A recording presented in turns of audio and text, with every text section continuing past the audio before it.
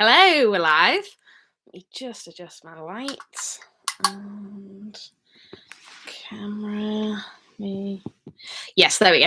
Hello. So we are here discussing Love Island season 9, episode 34, and we started this episode. So it's Fallout from Casa still going on. We started out this episode waking up in the morning. From the night before, and I think we are we start with the first thing I've written down is that Ron needs to F off because he said about it, how can Jesse still be annoyed at Will, it was only one kiss. Like, oh my god, I've got things to say about Ron this episode, but none of it is good. Lana has a really funny moment because Tanya's they're all getting ready for the day. Tanya's saying something about how she needs Shaq to like deal with the red flags, yada yada, and Lana says, "Oh, just playing devil's advocate, you're in the wrong." Like, she didn't actually have a good point to play devil's advocate about. She just said, "But playing devil's advocate, you're in the wrong." Like, she just doesn't have time for Tanya's BS, and I'm okay with that. I thought it was very funny, but I've also got things to say about Lana. And maybe it must not have been the morning. Was it the morning? Oh my gosh, these timelines are absolutely messing me up because I think they're actually getting ready for the evening because then we get Sammy does her toast to it's her birthday. Yeah, it is Sammy's birthday. So it's it must be the evening. My mind's just absolutely boggled by this show. Yeah, I was just absolutely impressed by Sammy's balls at how she toasted to a interesting night, turning 23 and finding out the truth. Wow. Like, and Tom's like, that was an interesting toast. Like, Tom is hilarious because he can't handle the situation that's happening right now. We first get a chat with Will and Jesse. That's the first kind of proper chat that we see. I liked right. I've done a 180 on Jessie, and now I'm kind of like not going back the other way. I do like her, but I think maybe I'm slightly turning on Will now, just because he's a child in this situation. She makes good points about how saying sorry doesn't actually make it right, which I like. We don't see a lot of that on this show, like people putting their foot down and actually wanting more than that. And he kind of throws, "Oh, I'm falling for you," in her face, to he says, "I don't want this to be an excuse, but I am falling for you." Like, in what way is that an excuse? That's just like even worse, because if you were falling for me, why did you do this? Like, it's it shows his immaturity, and she, in my opinion, is probably too much woman for him. Like, she is a mature adult woman, and this is his first relationship, you know? I don't know. We'll get to the end of the episode when we get to it, but yeah, he seems like a little boy. I still like him. Like, I still think he's a funny guy, and he is nice. He is just young idiot, you know. We have a little chat with Claudia and Casey. It's really quick. She can't be bothered with this. Like, she's already doesn't care. She didn't care at the fire pit. She left it off, and it's like she's just kind of playing out the storyline. She's kind of rushing through everything that Cynthia said on the little brunch date they had, and also she brings up Ron as the stirrer. I love this storyline so much. But Casey, like, kind of, this is the first we hear of it in this episode. Casey, like, sort of hops in and defends Ron, which I kind of wasn't expecting to happen, but there it is. But yeah, she doesn't care, and they'll be fine. And I'm kind of sort of going off her really, because she's coming off a bit false to me. Like, maybe it is just that she's clearly acting out this storyline and she's already forgiven him. But yeah, I'm finding her a little bit hard to get along with now. But maybe that's just because I didn't know her very well before, and this is she is just a bit fake. I don't know. Yeah, then we have a chat between Lana, Ron, and Shaq, and this is where, like, the stirring conversation, him like egging the boys on, comes out as a rumor and he's not having it, and Shaq's not having it, and they're all like, "Nah, nah, that's not how it went." I cannot wait for movie night. Oh my goodness. It's gonna be so amazing because Shaq wasn't there for the conversations he had with Tom and Kai. Like, okay, Kai, he was in the right about, but Liv's not gonna like that. And we'll get to the chat that Ron has with Sammy later, but yeah.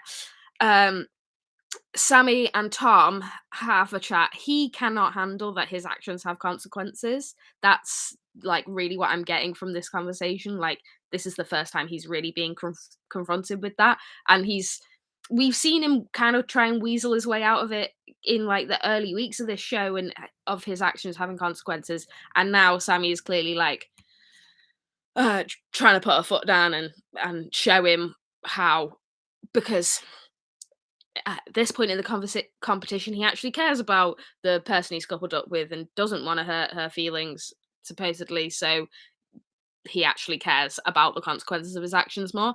Um, yeah, it's I just I don't buy it.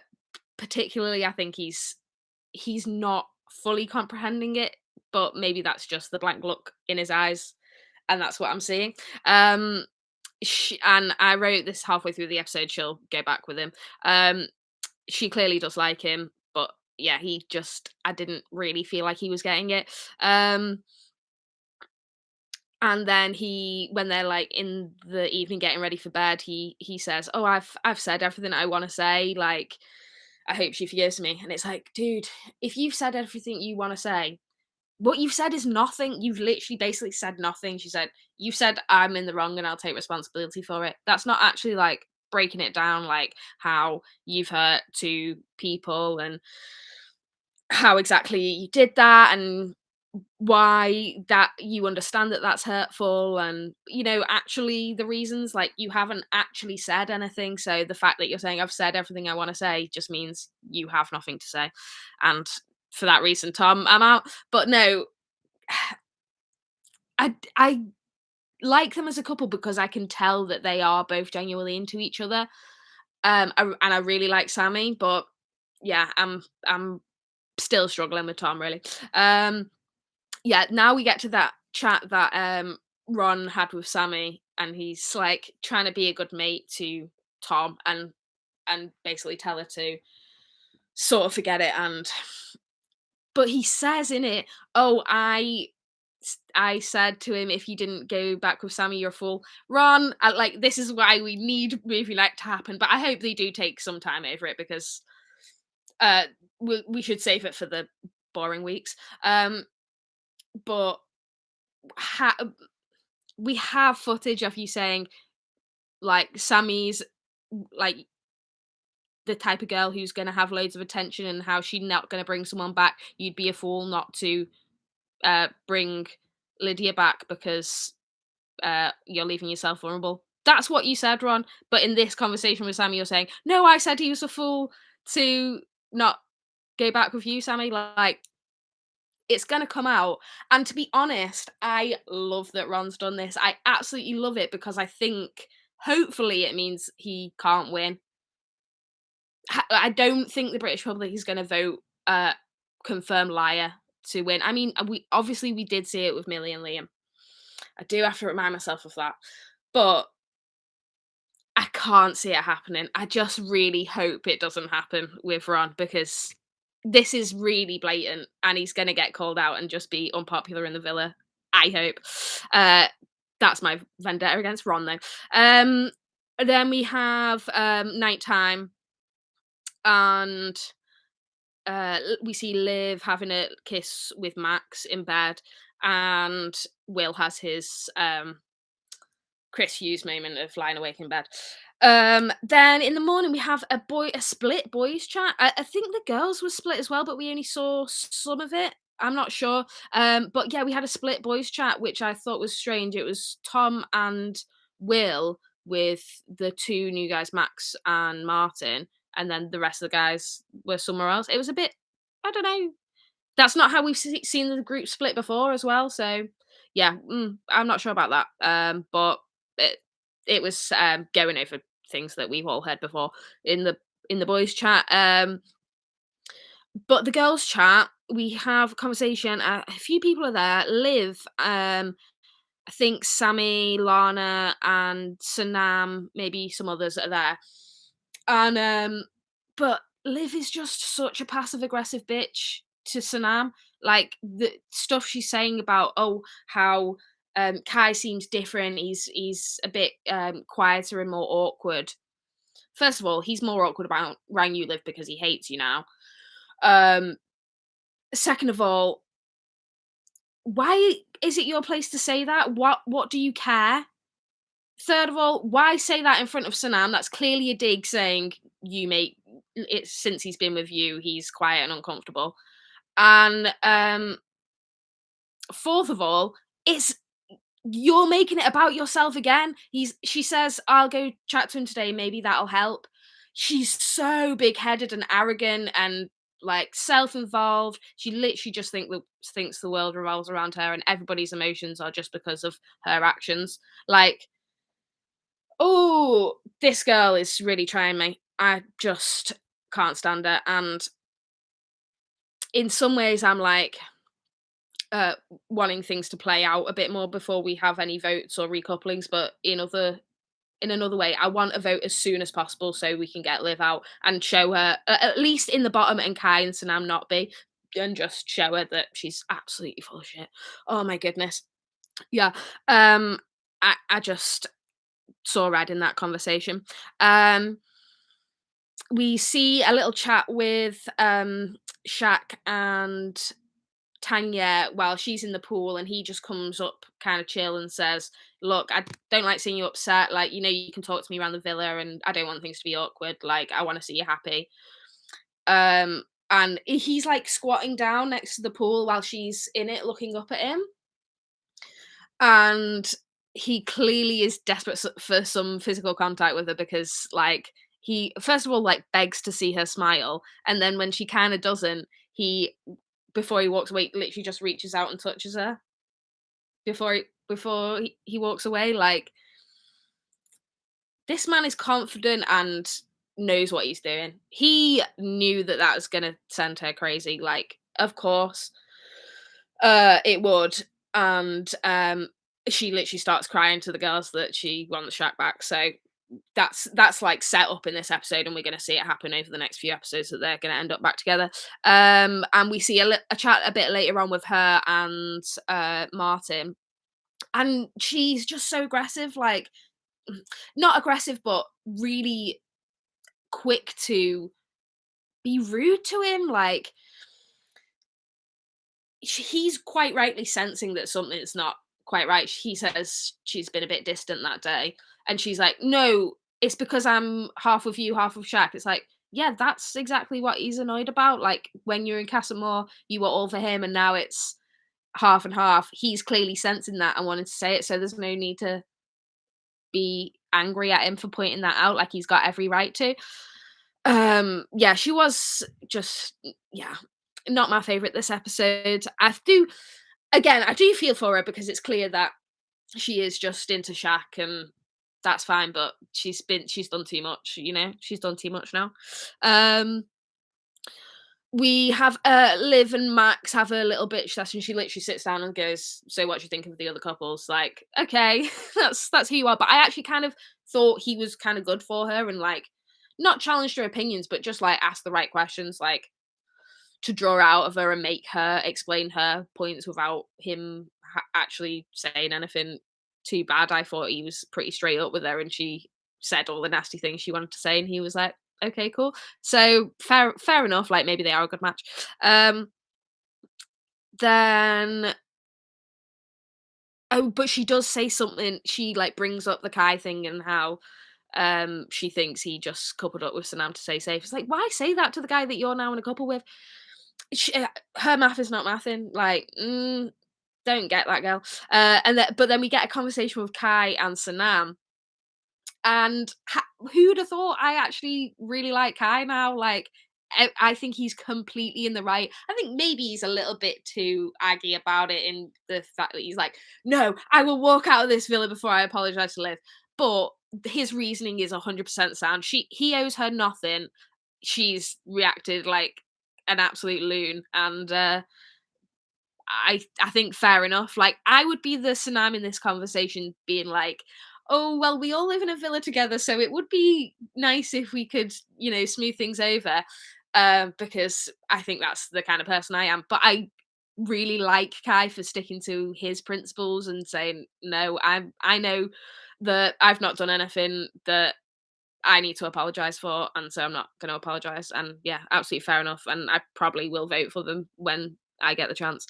Um, but there are a few comments from other people to Kai that it's like, clearly some people in the villa can sense some tension there. But good. I'm happy for Liv to live in that uncomfortableness because it's of her own making. Um, then we get a chat with Will and Tom about, right, we're on Operation Get Our Girls Back. It's cringy and it's setting up the storylines to the end of the episode that we have seen 1,000 times. The one with Tom, the poem, is a cringy idea. As soon as he saw it, it was in first look, and I was like, oh, okay. It's a cringy idea to do a poem. The poem itself was horrendous. It was, I don't need to tell you, you all saw it. It was like just a bad poem. And Sammy loved it and took him back. And it's like, oh, he's out of the doghouse. I can't stop smiling.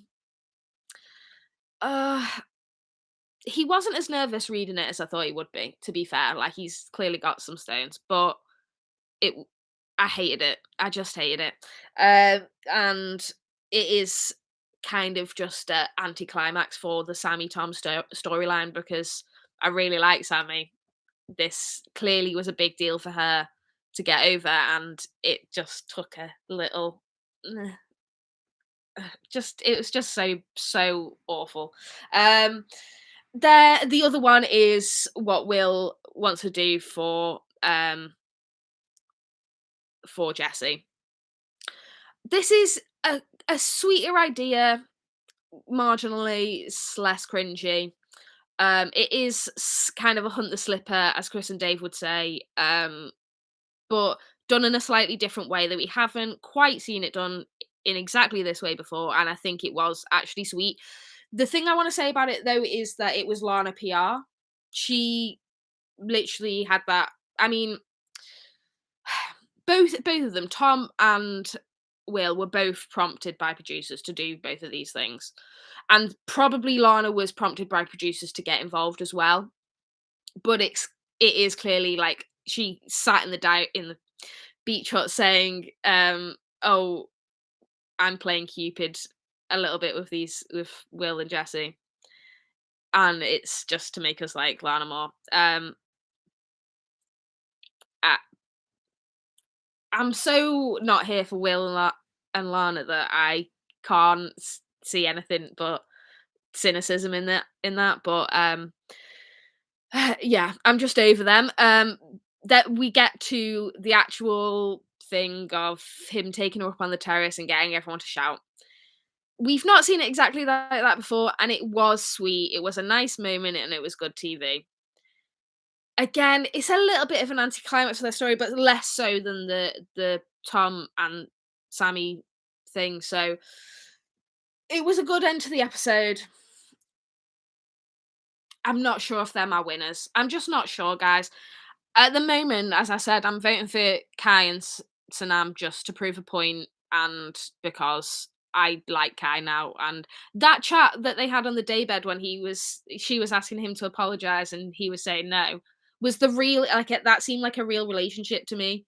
And they seem to actually be on the same, not, they were on opposing sides in that discussion, but they were on the same page in how they communicate. So yeah, I'm kind of here for them.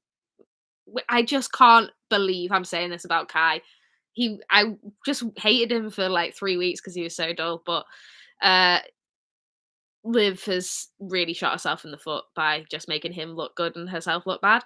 Um, yeah, it was not as exciting an episode as we have seen in the previous like two, because it was the Casa and Amor recoupling, and that's always like sort of the crescendo of the series. So we are slowly coming down, but I still think it was a really good episode, and we saw um lots of different storylines coming together, which is what I said I wanted after Casa. And yeah, I hope that is able to continue in this sort of downslope of the end of the season now. Um, I think that's all I've got to say this week. As always, if you have anything you agree, disagree with, any comment, suggestion, feedback for me, please put it down in the comments below. Subscribe to the channel and like the video. And I'll see you all next time. Bye, guys.